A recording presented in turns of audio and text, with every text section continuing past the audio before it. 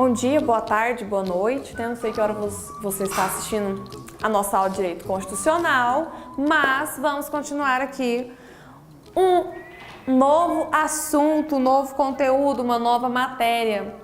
Poder Constituinte. Quando eu falo para você, aluno, sobre poder constituinte, primeiramente vocês têm que entender o que é o conceito de um poder constituinte, para que ele serve.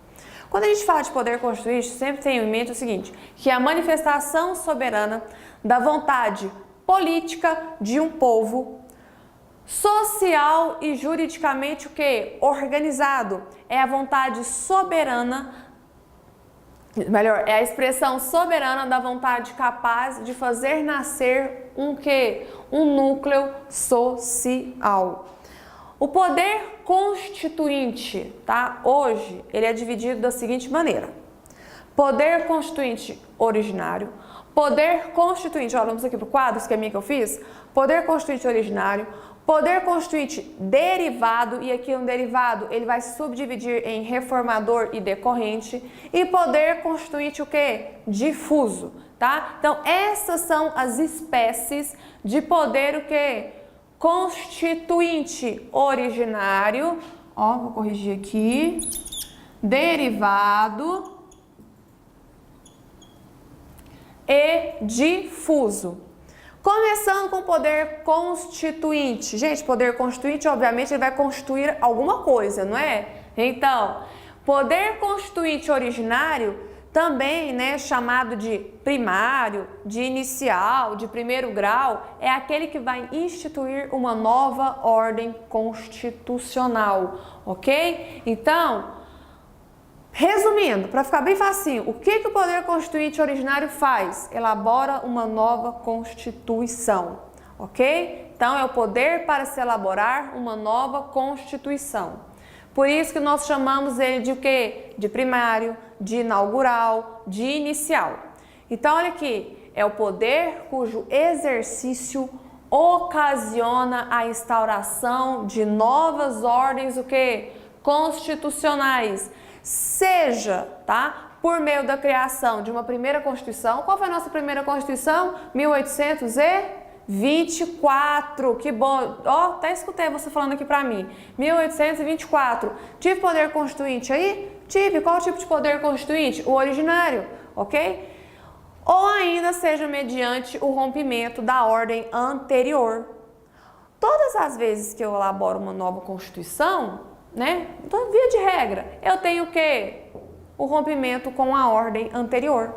Nosso exemplo, de 1969, tá? A Constituição de 1969 para a Constituição de 1988, eu tive um rompimento com a ordem anterior? Tive um grande rompimento, né? De uma Constituição feita para a ditadura militar para uma Constituição que também chamada de cidadã, que instituiu novamente a democracia no Brasil e trouxe diversos outros assuntos, inclusive um rol, né, belíssimo de direitos, tá, e deveres individuais e coletivos, ok? Agora, quais são as características desse poder constituinte originário? Quais são as características desse poder constituinte que elabora essa nova Constituição?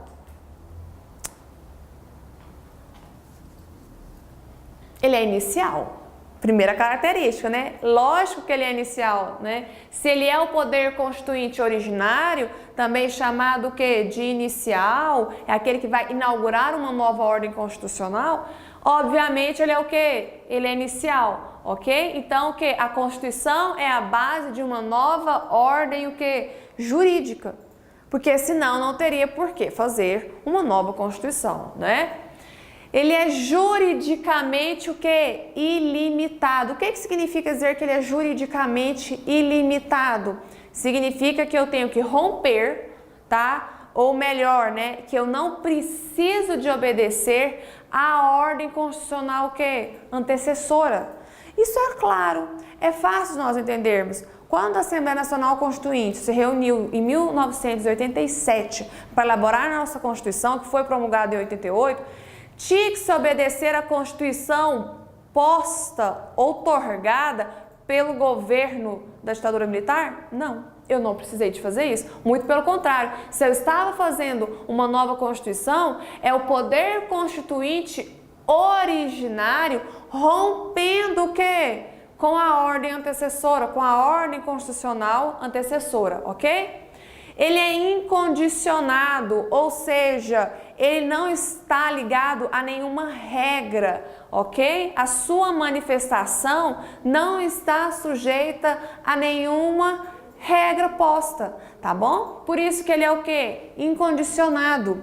Sempre lembrando, se o poder constituinte originário é aquele ou que vai fazer uma primeira constituição de um povo, ou ainda que vai mudar a Constituição, ou seja, passar de uma Constituição para outra, a gente tem que ter em mente o seguinte, ele é inicial, ou seja, está iniciando uma nova ordem jurídica naquele país, tá? Ele é o quê? Ilimitado. Como assim? Ele não precisa se prender à ordem que foi antes o que posta a ele. Ele é incondicionado, ou seja, não tem que obedecer a nenhuma regra e ele é autônomo, ou seja, quem que vai decidir a estrutura dessa nova Constituição, dessa nova norma constitucional é justamente quem? O poder constituinte originário, tá? O poder constituinte originário no Brasil, na nossa Constituição de 1988, foi a Assembleia Nacional Constituinte, tá? A nossa Assembleia Nacional Constituinte, ok? Então, características, tá, do poder constituinte originário. Agora vamos para a segunda espécie de poder constituinte, que é o quê? O poder constituinte derivado. O poder constituinte derivado. Lembra que eu falei para vocês que a nossa Constituição ela é rígida? E que uma Constituição rígida é aquela que pode justamente ser alterada, só que o processo de alteração é mais dificultoso do que aquele para a elaboração de uma lei infraconstitucional. Lembra disso? Eu tenho certeza que você lembra. Então, olha aqui. Quando eu falo dessa possibilidade de alterar a Constituição, tá? Eu estou falando do poder constituinte o quê? Derivado reformador, tá? Do poder constituinte derivado reformador. O poder constituinte ele se subdivide em reformador e decorrente. Primeiro vamos entender o que é o poder constituinte derivado, para depois adentrarmos nas suas subespécies, que é justamente o poder constituinte reformador, que é esse, tá? De poder reformar a Constituição, e o decorrente, que é aquele dos estados poderem estabelecer as suas próprias constituições. Olha que interessante. Poder constituinte, então, derivado, vamos ao conceito. Salvo nos sistemas de Constituição imutável. O que é uma Constituição imutável? Aquela que não pode ser alterada de forma alguma. O próprio Constituinte originário prevê a necessidade de eventuais mudanças formais, o que? No texto constitucional. Pera aí, parou. Presta atenção. Quando o poder constituinte elabora uma Constituição, ele sabe, tá, que a Constituição não pode engessar o povo. Peraí, se a Constituição ela é endereçada ao povo, tá, daquele país, daquele estado, é lógico que a norma fundamental e suprema que agora vai reger, que vai organizar, que vai estruturar aquele estado, não pode deixar o quê? O seu povo, né, a sua sociedade, engessado, rígido, imutável. Não. Então, o que o poder constituinte originário faz? Ele permite, tá, a criação do poder constituinte, o quê? Derivado. O poder constituinte derivado vai derivar de onde, professor? Vai derivar do poder constituinte, o quê? Originário. Então, olha aqui. Quando eu posso fazer mudanças no texto constitucional, essas mudanças no texto constitucional, ela é elaborada por quem? Ela é feita por quem? No exercício de qual poder? No exercício do poder constituinte o quê? Derivado. Do poder constituinte derivado. E o poder constituinte derivado, ele é condicionado. Condicionado por quem, professora? pelo próprio poder constituinte o quê? Originário. E por que que ele é condicionado, professora? Porque ele tem que obedecer às ordens o quê? Do poder constituinte originário. Ele tem que obedecer às suas limitações, tá? Então quer dizer que o poder constituinte derivado não pode tudo? Não, não pode tudo não. Porque se ele pudesse tudo, ele ia o quê? Alterar a Constituição todas as horas, da maneira que bem quisesse e com a maneira como bem o quê? Entendesse. Hoje, quem que é o nosso poder constituinte derivado reformador? O legislador. O legislador, tá? Uma emenda à Constituição, ela pode ser proposta pelo Legislativo, nós vamos estudar isso, e pelo quê? Pelo Presidente da República. Mas a aprovação, esse processo, tá, de processo legislativo para se aprovar um projeto de emenda à Constituição, ele é feito pelo Congresso Nacional. E se o Congresso Nacional pudesse alterar a Constituição da maneira que bem entendesse, nós estaríamos num momento total de insegurança o quê? Jurídica, em total desrespeito ao poder constituinte o quê? Originário. Só ele que é incondicionado, só ele que é juridicamente limitado. O poder constituinte derivado, tanto o reformador como o decorrente, tem sim que obedecer algumas limitações e essas limitações já foram inseridas no texto constitucional. Olha aqui as características desse poder, tá? Constituinte derivado. Ele é derivado, tá? Ah, ele é derivado de onde? Ótimo, ele é derivado do poder constituinte o quê? Originário, ok? Ele, ao contrário do poder constituinte originário, ele é limitado. O que significa dizer isso? Que a sua atuação deve atender o quê? As limitações jurídicas estabelecidas, tá? Seja implicitamente, seja o quê? Explicitamente. Quando o poder constituinte, tá, derivado quer alterar a nossa Constituição, quer fazer, por exemplo, aprovar um projeto de emenda à Constituição, ele tem o quê? Que obedecer às limitações jurídicas estabelecidas. Ah, professora, pode fazer uma emenda constitucional sobre qualquer assunto? Será que pode? Posso fazer uma emenda constitucional alterando o que eu quiser dentro da nossa Constituição? Será que pode? O processo de emenda à Constituição, como que ele é feito? Tudo isso está dentro da nossa o quê? Constituição. Não é o poder constituinte derivado que vai decidir. Não, ele vai obedecer o que já foi estabelecido pelo poder constituinte o quê? Originário, quando se elaborou a nossa Constituição de 1988. Então, por isso que a gente chama ele de quê? De limitado. Limitado. E ele é condicionado. Ele é condicionado o quê? Diferentemente do poder constituinte originário, o poder constituinte derivado, ele deve se submeter, tá, às formas o quê? Prefixadas de manifestação, tá bom? Ele tem o quê? Que obedecer às formas estabelecidas na nossa o quê? Constituição Federal. Eu não posso simplesmente chegar, eu legislador, e aprovar um projeto de emenda constitucional da maneira que bem se achar necessário. O Congresso Nacional não pode fazer isso, ok? Tem o quê? Que obedecer às formas prefixadas de sua o quê? Manifestação. E professora, onde estão todos esses limites? Na própria Constituição, tá? A própria Constituição fala como que o poder constituinte derivado deve se comportar. Então, olha aqui.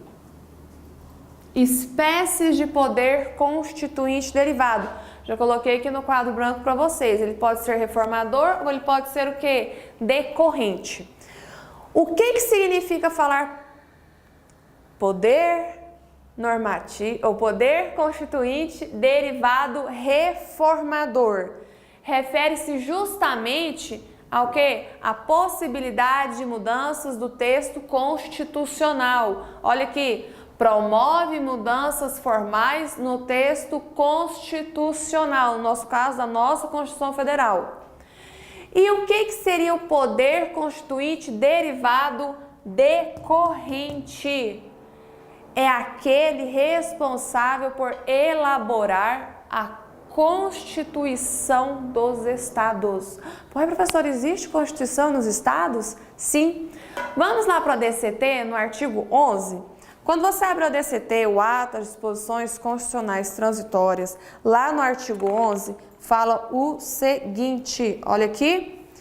Cada Assembleia Legislativa com poderes constituintes elaborará a Constituição do Estado no prazo de 1 ano. E esse prazo de 1 ano a partir de quando, professora? Contados da promulgação da Constituição Federal, obedecidos os princípios desta, ok? Então, o poder constituinte derivado ainda tem mais duas o quê? Subespécies. Ele pode ser reformador e ele pode ser o quê? Derivado, decorrente. Quando eu estou falando de poder constituinte derivado reformador, é a possibilidade de alteração do texto constitucional por meio de emendas constitucionais. Quando eu estou falando de poder constituinte derivado decorrente, é a possibilidade de criação das constituições o quê? Estatais, tá? Estatais. Das constituições estaduais. Mas apenas criar constituições nos estados? Não. Reformar também essas constituições, tá? Calma que nós vamos ainda adentrar nesse assunto. Vamos por partes aqui, ó. Ok, já sei o que é poder constituinte derivado e já sei que ele tem duas subespécies, ele pode ser reformador ou decorrente. Agora eu preciso de estudar o poder constituinte derivado reformador, ok? Justamente a possibilidade de se alterar a nossa Constituição. Olha aqui, alteração formal da nossa Constituição. Como que eu altero a nossa Constituição? Como que se muda a nossa Constituição? Por meio de uma PEC, Projeto de Emenda Constitucional. Quando eu quero alterar a Constituição de uma maneira formal, o texto constitucional, né, alguns aspectos do texto constitucional, eu faço um projeto de emenda constitucional, ok? Tá bom. Só que existem limites a essa reforma, tá? Existem limites a esse poder de reforma. Que limites são esses, professores? Eu tenho 3 limites, tá? Eu tenho os limites procedimentais, eu tenho limites circunstanciais e eu tenho ainda limites materiais. Vamos estudar cada um deles agora, ok? Limites procedimentais, tá? Primeiro, qualquer pessoa pode propor uma PEC? Qualquer pessoa pode propor um projeto de emenda à Constituição? Primeiro limite, então, olha aqui. Iniciativa restrita. Turma, quando você quer estudar PEC, projeto de emenda à Constituição, emenda à Constituição, você vai lá no artigo 60. Pode pegar a sua Constituição, dá pausa aqui no seu computador, na nossa aula, dá uma pausa na nossa aula, pega a sua Constituição e acompanhe, tá? É importante ler sempre a Constituição. Então, quem pode propor projeto de emenda constitucional? Olha aqui, a Constituição poderá ser emendada mediante proposta de um terço no mínimo, tá? Dos membros da Casa da Câmara dos Deputados ou do Senado Federal. Então, quem pode propor? Um terço no mínimo dos membros da Câmara dos Deputados ou do Senado Federal. O presidente da República, lógico, né, gente? O nosso chefe de Estado, o nosso chefe de governo pode sim propor uma emenda à Constituição. Ou ainda, de mais da metade das assembleias legislativas das unidades da federação. Mais da metade das assembleias legislativas das unidades da federação manifestando-se cada uma delas pela maioria relativa de seus membros. Manifestando-se cada uma delas pela maioria relativa de seus membros. Ou seja, apenas estes aqui, elencados na nossa Constituição Federal, no artigo 60, que podem o quê? Propor emendas à Constituição. Continuando. Como que se dá, tá, o processo legislativo para a aprovação de uma emenda à Constituição? Porque aqui eu também tenho limites, o quê? Procedimentais. Então, olha o que fala o artigo 60, parágrafo 2º. A proposta será discutida e votada? A proposta será discutida e votada em cada casa do Congresso Nacional, em 2 turnos, considerando-se aprovada se obtiver em ambos 3/5 dos votos dos respectivos o quê? Membros. Quando eu tenho um projeto de emenda à Constituição, esse projeto ele é decidido no Congresso Nacional, tá? Esse projeto é decidido no Congresso Nacional. Então, olha aqui, tramitação nas 2 casas do Congresso Nacional. Quais são as 2 casas do Congresso Nacional? Câmara dos Deputados Federais e o Senado. Tá? As 2 casas do Congresso Nacional, quais são? Câmara dos Deputados e o Senado, tá? E ainda, não tem só que passar pelas 2 casas do Congresso Nacional, tem que ser em 2 turnos. Então, tem que ser aqui, ó, tem que ser votada 2 vezes na Câmara dos Deputados, tem que ser votada 2 vezes onde? No Senado Federal. E qual que é o quórum de votação, professora? 3/5 dos votos. Tá? 3/5 dos votos dos respectivos membros da Câmara dos Deputados e do Senado. E para ser promulgada, tá? Vamos supor que esse projeto de emenda à Constituição foi aprovado. Quem que promulga? Ah, professor, é o presidente da República? Turma, meu aluno, tenha em mente uma coisa, tá? Toma muito cuidado com isso. PEC, emendas à Constituição, não são promulgadas, tá, pelo presidente. Elas são promulgadas pelas respectivas, mesas de cada uma das casas do Congresso Nacional. Olha o que fala para nós o artigo 60, parágrafo 3º da nossa Constituição. Artigo 60, parágrafo 3º.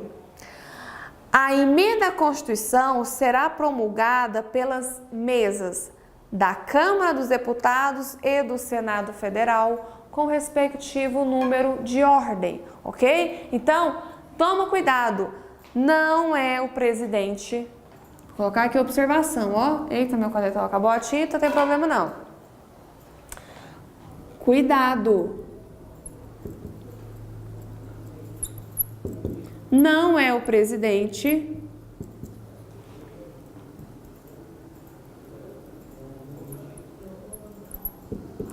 quem promulga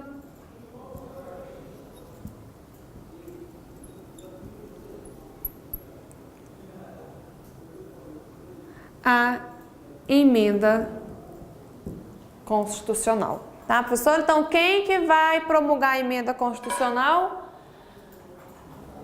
As mesas de cada uma das casas do Congresso, ou seja, a mesa da Câmara dos Deputados e a mesa do Senado Federal, ok? Então, temos aqui ainda mais esses detalhes sobre a emenda constitucional.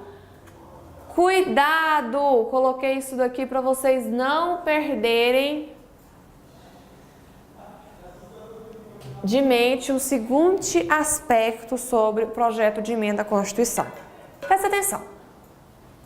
Quando um projeto, tá, de emenda à Constituição, ele é apresentado ou na Câmara dos Deputados ou no Senado, tá, tem que ter em vista o seguinte: se esse projeto foi rejeitado na sessão legislativa, se esse projeto de emenda à Constituição, se essa PEC, tá, foi rejeitada na sessão legislativa, ela só pode ser proposta na sessão legislativa o quê? Subsequente. Ela só pode ser proposta novamente, tá, na sessão legislativa posterior. Ah, professora, mas quantas sessões legislativas nós temos? Ora, a sessão legislativa no Brasil, tá? A sessão legislativa no Brasil, ela acontece dia 2 de fevereiro e vai até o quê? 22 de dezembro. Lógico, tem as férias parlamentares, tá bom? As férias parlamentares, né? Que, por exemplo, a primeira, eu tenho uma sessão que ela vai de 2 de fevereiro, tá? Até 22 de janeiro. Aí no meio eu tenho o quê? Umas férias parlamentares, né? Porque deputado, senador também tira férias, tá, gente? Tira férias, é. Então, olha aqui. A sessão legislativa, tá? Ela vai durar o quê? Vou ser bem fácil. É um ano, tá? Vamos colocar como se fosse um ano, né? De 2 de fevereiro a 22 de dezembro. Tá? Sessão legislativa. Se eu quiser propor essa emenda constitucional novamente, pode, mas não neste ano. Eu vou ter que esperar o quê? A próxima sessão legislativa. Isso se chama o quê? Princípio da irrepetibilidade. Olha o que fala a nossa Constituição, artigo 60, parágrafo 5º. A matéria constante de proposta de emenda rejeitada ou havida por prejudicada não pode ser objeto de nova proposta na mesma sessão legislativa. Ela pode ser proposta novamente? Pode, mas não naquela sessão legislativa, tá? Vai ter que esperar o quê? A próxima sessão legislativa, ou seja, o próximo ano. Tranquilo? Então, olha aqui, o artigo 57 da nossa Constituição, ele é muito claro, olha, o Congresso Nacional reunir-se-á anualmente na capital federal de 2 de fevereiro a 17 de julho e de 1º de agosto a 22 de setembro. Então, a sessão legislativa, com cuidado com essas férias, tá? Ela vai de 2 de fevereiro a 22 de dezembro. Ok? Então, o princípio da irrepetibilidade. Toma muito cuidado com isso. Projeto de emenda à Constituição foi rejeitado? Pode ser proposto novamente? Pode, mas não naquela sessão legislativa. Tem que esperar a próxima sessão legislativa. Ok? Tranquilo? Então, vamos continuando. Limites circunstanciais. Limites circunstanciais são o quê? Olha, presta atenção. A nossa Constituição, ela prevê situações de legalidades extraordinárias. Professor, o que seriam essas legalidades extraordinárias? Nós podemos ter momentos de crise no Brasil, tá? Não é que só crise financeira, não. É muito mais intenso. Eu estou falando de intervenção federal, eu estou falando de estado de defesa e eu estou falando de estado de sítio, tá? São os nossos 3 momentos de legalidade extraordinária. Veremos, tá? Eles mais adiante no nosso conteúdo. Mas é importante sabermos o seguinte, que no momento em que eu estou vivendo alguma dessas legalidades extraordinárias, ou seja, se eu estou passando por um momento no nosso país de intervenção federal, de estado de defesa ou de estado de sítio, a Constituição Federal não pode ser emendada. Não pode se emendar a Constituição Federal, tá? Durante intervenção federal, estado de defesa ou estado de sítio. Por quê, professora? Porque estes são mecanismos constitucionais de solução de crises de alta repercussão social. Se eu estou vivendo um momento, tá, de crise de alta repercussão social, eu não posso alterar a Constituição.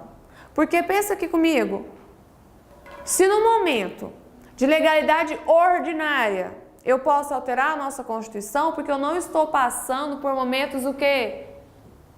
De crise de alta repercussão social. Então, em momentos em que eu tenho crise de alta repercussão social, de momentos de legalidade extraordinária, gente, no estado de defesa e no estado de sítio, é possível, tá? É possível restringir e suspender alguns direitos e garantias individuais e coletivos. Então, nós não estamos falando apenas de uma repercussãozinha social à toa, não. Eu estou falando de momentos de legalidade e que eu posso até mesmo restringir direitos, o quê?